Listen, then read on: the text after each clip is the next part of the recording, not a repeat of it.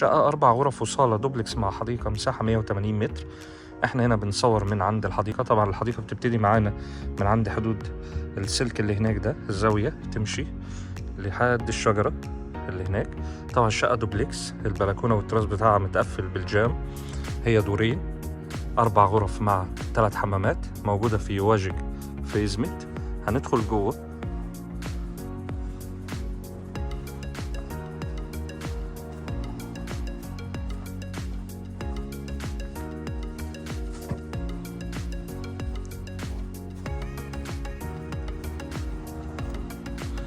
طبعا هنا ده عندنا التراس.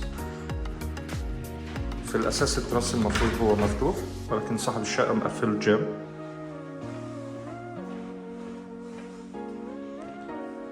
الشقة مساحتها كبيرة، الشقة نظيفة، حالتها كويسة. هنا مدخل باب الشقة، وهنا مدخل البناية. طبعا هي داخل مجمع سكني.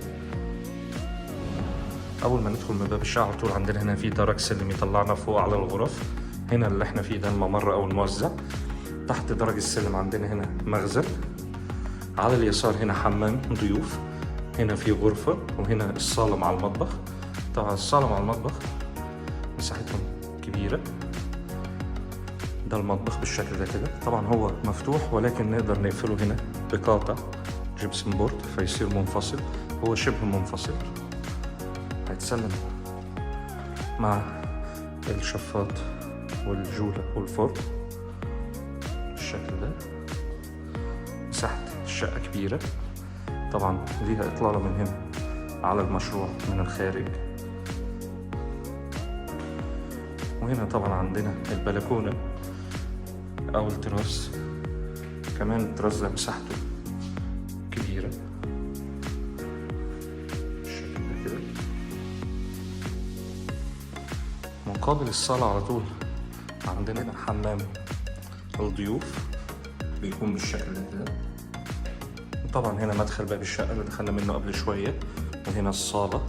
مقابل باب الشقة مباشرة عندنا هنا غرفة موجودة تحت في الدور الأرضي، بتكون بالشكل ده كده. طبعا فوق بيكون عندنا 3 غرف وحمامين، حمام جوه الغرفة الماستر وحمام يخدم الغرفتين التانيين.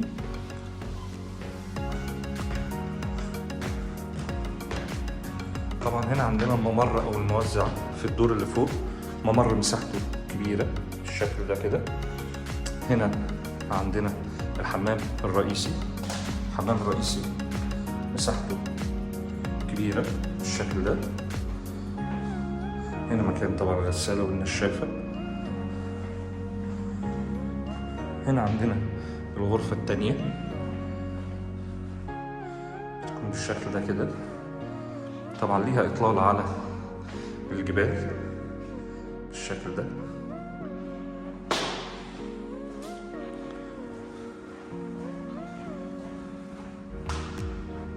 جنب الغرفة التانية عندنا الغرفة التالتة، بتكون بالشكل ده كده. معاها بلكونة.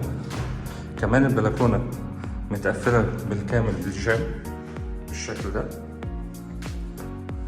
ودي الإطلالة بتاعتها تكون بالشكل ده كده.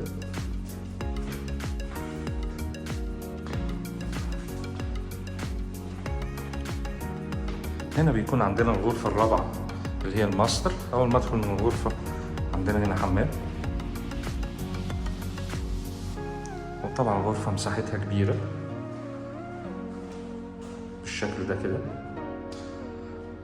ليها إطلالة جانبية على المجمع، وإطلالة أمامية على المشروع والجبل بالشكل ده كده.